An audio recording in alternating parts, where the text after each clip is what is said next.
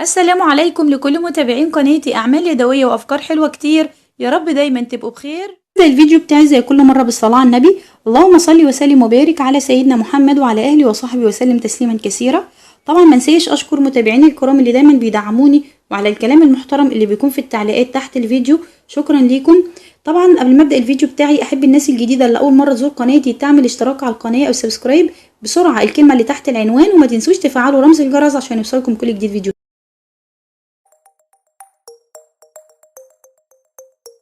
وفيديو النهاردة ان شاء الله سهل وبسيط لانه من بقايا الكرتون اللي احنا هنرميها والخامات اللي احنا هنرميها.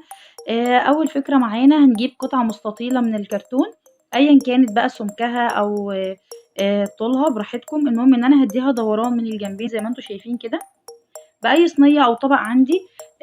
بعد كده بقى هبدأ طبعا افرغها، وهبدأ اجيب معايا قطع من الكرتون عشان اعمل الجوانب بتاعة المنظم بتاعي أيًا كانت المساحة بقى.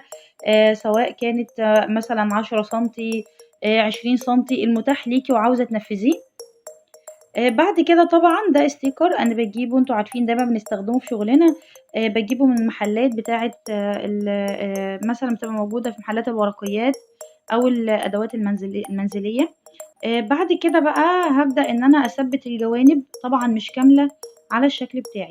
يعني أنا هابدأ أس أ الجوانب بتاعتي دي هابدأ أثبِّتها على الدوران بتاعي ده، بس مش كامل، مش هتتقفل لحد الآخر، تمام كده. هابدأ أجيب قطع بقى بالمقاس. أنا طبعًا مش عارفة أدّيكم مقاسات لإن كل واحد على حسب المقاس اللي عايزه، لإن دي مساحة كبيرة شوية، دي تقريبًا نُص متر، مش يعني مش مساحة يمكن أكتر كمان. بدأت إن أنا أجيب الجوانب وأقفّل الشكل بتاعي بالنمط اللي أنتم شايفينه ده، وليكم حرية الاختيار، ممكن تعملوا كذا جزء من التقفيلات ديّة براحتكم برضه. وطبعًا أي دانتيل بقى بحيث أقفّل بيه وأدّي الإيه الشكل اللي أنتِ محتاجاه. بعد كده بقى أحط وردات وهابدأ إن أنا أنظّم عندي الشكل بال يعني أنا جمّعت الكُلَف والحاجات اللي أنا باحتاجها قدّامي في الشغل وبدأت إن أنا أحطها معايا. وطبعًا ليكِ حرية الاختيار، ويا رب الفكرة الأولى تعجبكم.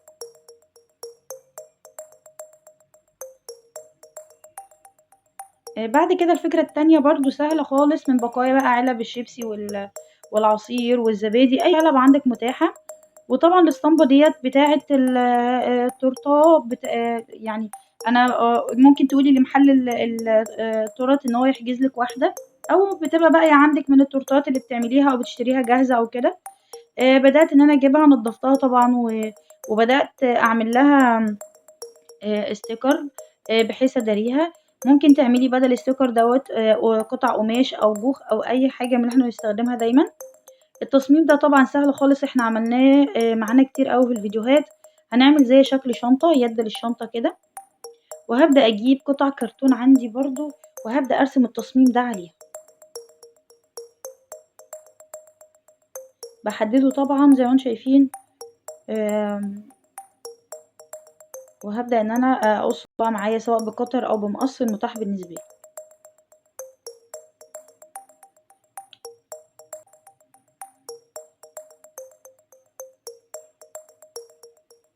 زي ما أنتم شايفين كده خلاص تقريبًا أنا خلّصت التقطيع بتاعي. هابدأ بقى أثبِّت معايا الشكل ده بالsticker اللي هتبقى موجودة. أغلّفه يعني بمعنى أصح بأي شكل بقى عندي. طبعًا أنا عملتها طبقتين من الكرتون بحيث إن هي تبقى قوية شوية متينة، يعني ما تتقطعش أو تتخلع في أي لحظة. زي ما أنا باقول لكم هنغلّفها بقى بالsticker بتاعنا بحيث نداري الكرتون. وممكن أرشّها spray أو أي دهانات عندي أبدأ إن أنا أستخدمها.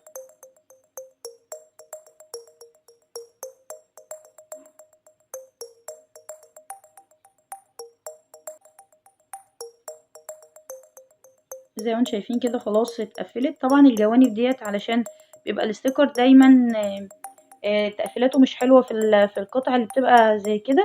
فأنا بدأت أجيب الدانتيل اللي معايا ده وبدأت إن أنا أغلّفه من الجوانب بحيث بقى نعمل نضافة للشغل وإحنا شغالين، لإن أهم حاجة تقفيل الشغل في الآخر هو ده اللي بيبيّن نضافة الشغل معاكِ.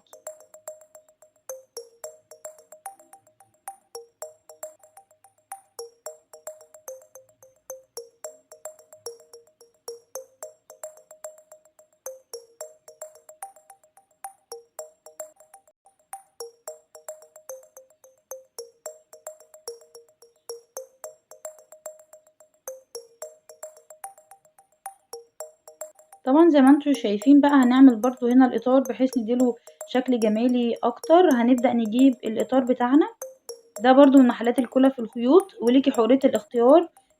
زي ما باقول لِك كل مرّة لإن ديّة أذواق وديّة على حسب مش يعني ساعات بابقى ألاقي أنا بابقى عايزة أجيب حاجة والاقي حاجة تانية خالص في المحل وأنا باشتري، فطبعًا المتاح ليكِ. يعني بنعمل من حاجات ما هتترمي أو حاجات بسيطة خالص بنطلّع منها أشكال خرافية وتحفة يعني.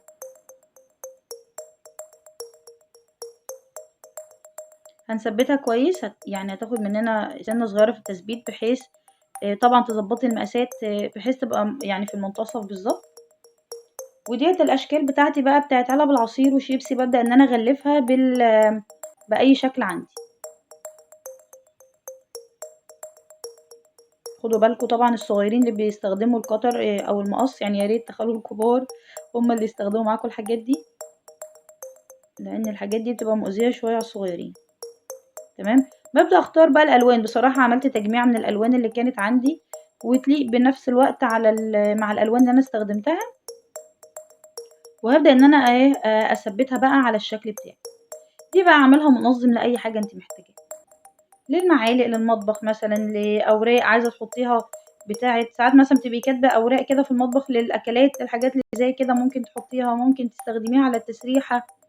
في على المكتب، استخدامات عديدة، يعني إحنا بنعمل الحاجات وعلى حسب استخدامِك أنتِ اللي أنتِ عايزاه، وبتبقى شكلها تحفة في الآخر أصلًا. ودي فكرة تانية أتمنى إن هي تعجبكم برضه، تكون سهلة عليكم.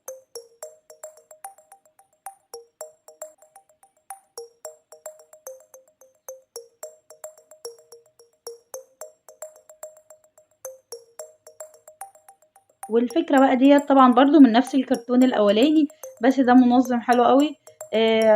بدأنا دي علبة الكرتون قبل ما تتقص بقى وآخد منها الجزء الأولاني اللي أنتم شُفتوه. بدأت إن أنا طبعًا هابدأ أقصّها زي ما هتشوفوا بحيث إن أنا أستخدمها في المنظم اللي أنا هاشتغل عليه. هي بتبقى قوية شوية لإن ضغط الدبابيس بتبقى يعني تقيلة شوية على الكرتون، فهتاخد منكم يعني قوة، عايزة قوة شد شوية.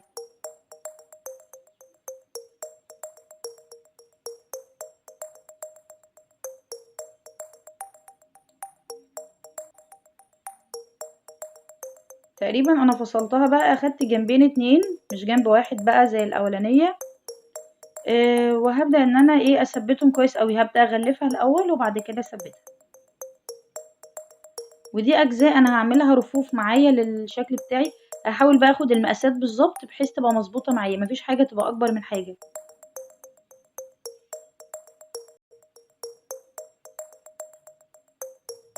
زي ما أنتم شايفين كده أنا بدأت غلّفت أول قطعة اللي هي الطويلة، وبدأت بقى إيه أثبّتها كده مع بعض.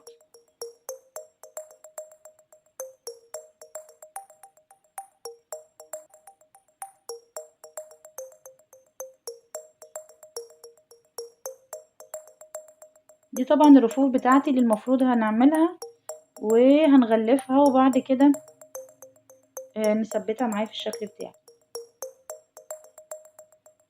طبعًا ده sticker ممكن أبدّله زي ما أنا باقول بألوان أو يعني أي دهانات مثلًا أو قماش برضه، السهل عليكِ أنتِ في الاستخدام والمتاح ليكِ.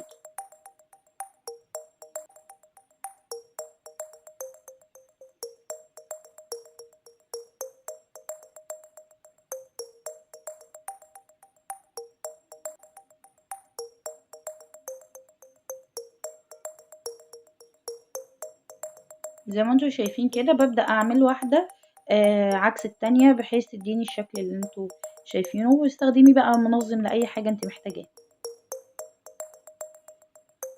طبعًا هنا محطوط فيها الحاجات بتاعة الولاد، دباديب بقى، عرايس، أي حاجة زي ما أنتِ عايزة، وهو على فكرة قوي جدًا يعني.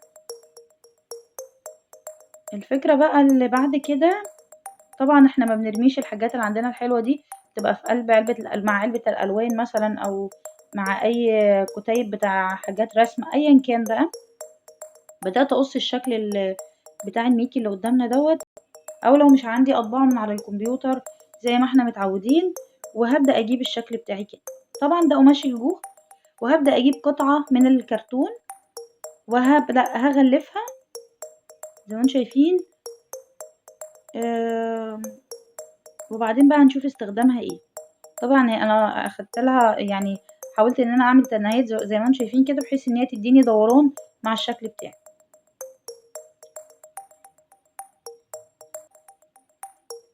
هبدأ اخد دوران، ده الدوران بتاع الكرتون على الدوران بتاع الميكي اللي معانا ده. زي ما انتم شايفين كده. وعلى فكرة ممكن يستخدم اي شكل، يعني انا بقول لكم ده عشان كان متاح عندي فانا استخدمت الشكل ده معايا. هنبدأ بقى نغلف الجزئين زي ما انتم شايفين. وبعد كده هنغلفها نعملها زي شنطة، او عايزة تحطيها بقى برضو على قدامك على المكتب، تحطي عليها اي حاجة المتاح ليكم. افكار سهلة وبسيطة وغير مكلفة بالمرة. اتمنى ان هي تعجبكم، واتمنى الناس الجديدة اللي اول مرة تزور قناتي بسرعة اشتراك على القناة وسبسكرايب. متنسوش تفعلوا رمز الجرس عشان يوصلكم كل جديد فيديوهاتي، وطبعا لايك وشير للفيديو، وشكرا لكم.